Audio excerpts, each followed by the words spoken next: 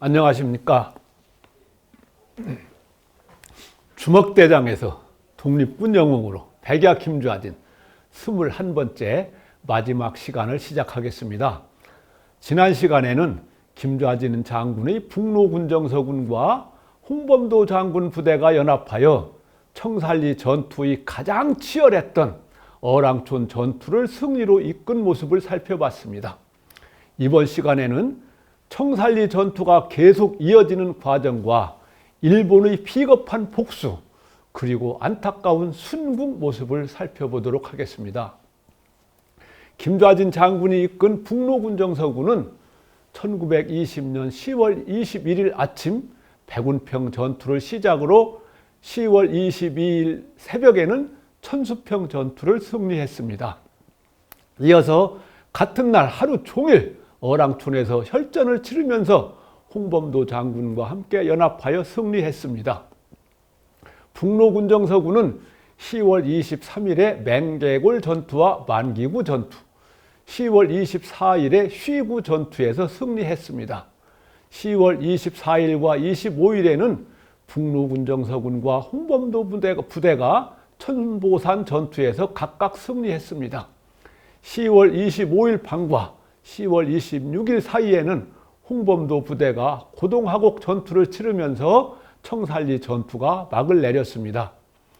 청살리 전투가 처음 시작된 백운평 일대 지명이 청살리 계곡입니다. 청살리 계곡 백운평의 첫 교전 이후에 6일 동안 장소를 옮겨가며 벌어진 전투를 통틀어서 청살리 전투라고 부릅니다.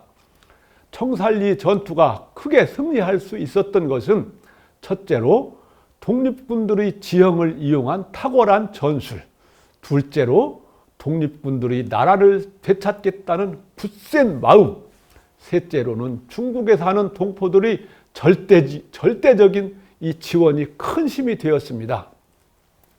1921년 2월 25일자 독립신문에 실린 대한군정서 보고라는 기사에는 적군 연대장 1명과 대대장 2명을 포함하여 1254명이 사살되고 부상자는 200여 명이라고 했습니다.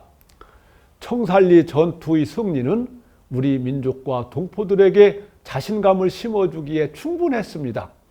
나라를 빼앗긴 후에 독립군들이 일본 정규군을 상대하여 이긴 값진 승전보였습니다.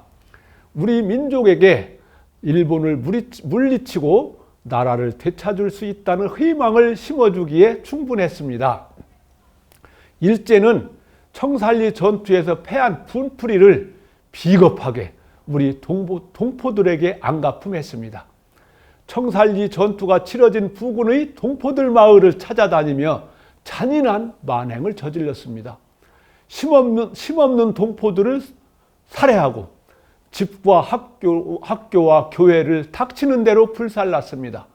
젊은 남자들은 독립군이라고 학살했고 동포마을은 독립군의 소굴이라고 불태웠습니다.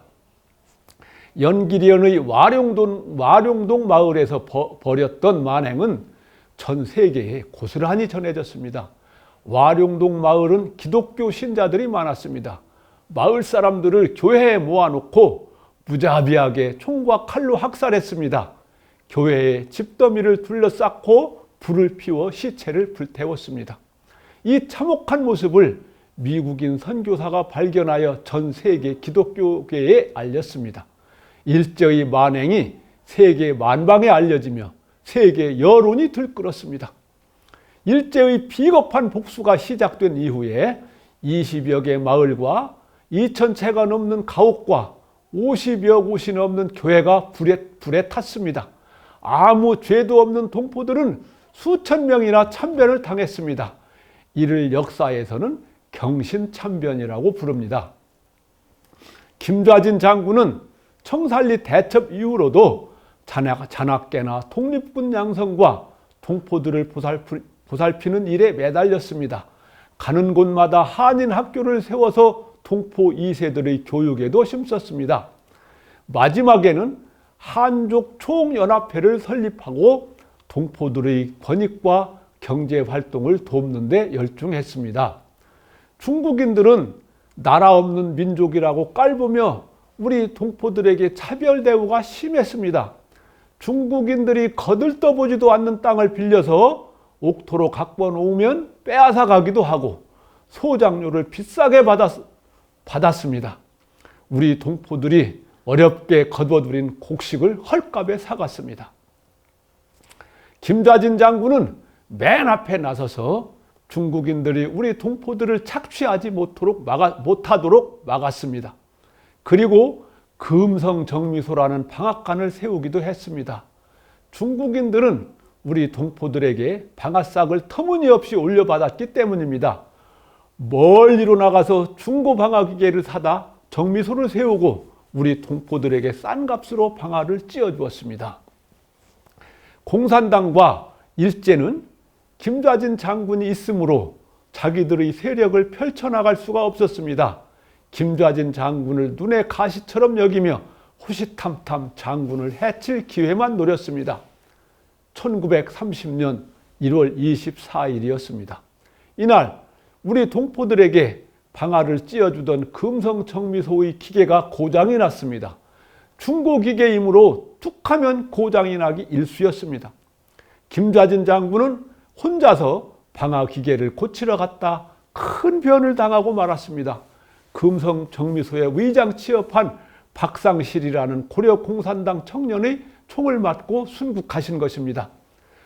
아직도 할 일이 많은데 김좌진 장군은 마지막 말을 남기고 숨을 거뒀습니다. 김좌진 장군의 죽음은 우리 민족에게 크나큰 비극과 슬픔을 안겨주었습니다. 동포 사회와 우리 국내의 충격은 엄청나게 컸습니다. 우리나라가 김좌진 장군의 장례는 교포들의 사회장으로 치러졌습니다. 10년 후에는 부인 오숙군 여사가 비밀리에 중국으로 들어가서 유고를 국내로 모시고 왔습니다. 충남 홍성군 서부면 이호리에 산소를 썼습니다. 우리나라가 광복되고 1958년에 부인 오숙군 여사가 세상을 떠났습니다. 이때 장군님과 부인 오숙군 여사를 현재의 산소인 충남 보령시 청소면 재정리에 함께 모셨습니다. 김좌진 장군의 용감무쌍했던 독립투쟁은 우리 민족에게 한 줄기 희망의 불빛이었습니다. 이제는 조국을 되찾기 위해 몸바쳤던 독립군의 전설이 되어 우리 가슴에 영원히 남아 있습니다. 이상으로 지금까지 주먹대장에서 독립군 영웅으로 백야 김좌진의 21회에 걸친 모든 얘기를 마치도록 하겠습니다. 감사합니다.